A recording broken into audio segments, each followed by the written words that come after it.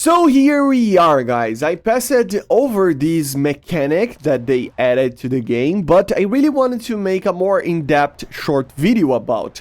So they actually added sea skimming for the Cormoran missile, the AS-34, right? Which is the anti-ship missile that the Tornado Flieger actually uses. So I'm gonna show to you guys how this works and how good it actually is for in the future us to use as a major thing against ships, right? So basically, if you lock this ship over here, instead of the missile going upwards or lofting, you will see that the missile actually go downwards. Why is it going down? Well, in real life, this is meant to be basically making it as difficult as possible for an anti-air system or a series system or a defense system of a ship to actually intercept the missile, because the lower it is, normally the harder it is, right? So they added this mechanic finally to the game. It's something that was never added to the game. So sea skimming is now a thing, right? Which means that the missile will basically sea skim, or whatever it is, to the target flying very low over the ocean, hitting the target. This creates two things. The first one is that it will ensure that you hit the target, right? Because before, I don't know if you remember, but normally you would miss the missile or miss the target with the missile just because of one thing. The missile would actually fly above the bridge or something and it would just miss. And now with this, we can actually be useful with anti-ship missiles.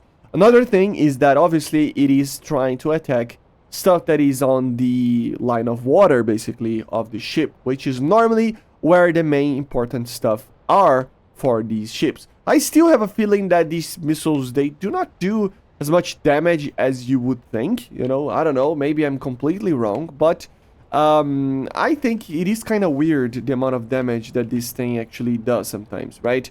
So, but it doesn't matter. And let's try to fire these from the low altitude situation, because that would be kind of how you would use it. So it climbed a little bit just to be safe, right? So let's see what the missiles do. And yeah, they basically will do the sea skimming, right? Is it as low as normal missiles like this would do? I don't know. It depends on the missile. Okay, so it's still pretty high at the first stages, but later it starts to fly as low as he can to actually destroy the target, right? And it is dividing itself, so one of the missiles is going to the back side, some of them are going to the port side, so...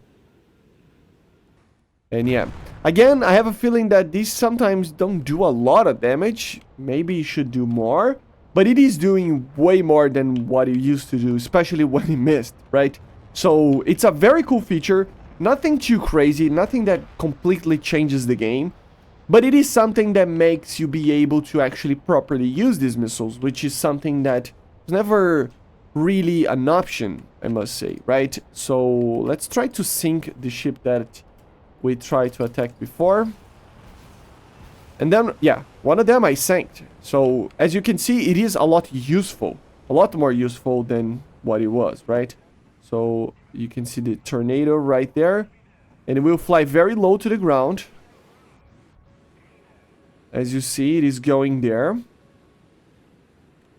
Normally, they can divide themselves to the bigger parts of the ship and stuff. It's kind of funny. Yeah, look at that. They are dividing themselves to each one to a part of the ship, and it's dead, right? So a lot more useful than before, like a lot more useful. So it's not even a comparison. It really isn't. Let's try to sink a carrier. I don't know if I can. Maybe with 2 salvos or something. So let's try to do that to properly test it. Remember, the Japanese as well, they have anti-ship missiles like that, but they're not sea skimming yet. I would assume that they will add this mechanic for all the anti-ship missiles that used to use that, right? In real life, I mean. So here we go, let's try to test it out. We already have our aim in a carrier battle group there. We are in a custom battle over here, and I don't remember how much range this thing has. It's 32 kilometers, so we are very far away.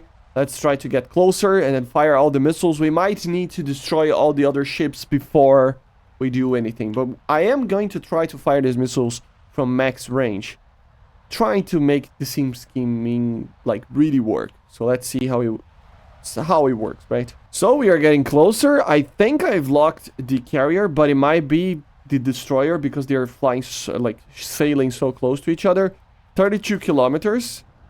Let's try to fire all of the missiles, and then we're gonna fly a little bit cranking to the left over here while our missiles do their thing. Look at how aggressive the going down attitude of these missiles is, right? It's just very aggressive to really fly low to the ground, which is a very cool looking thing if you ask me.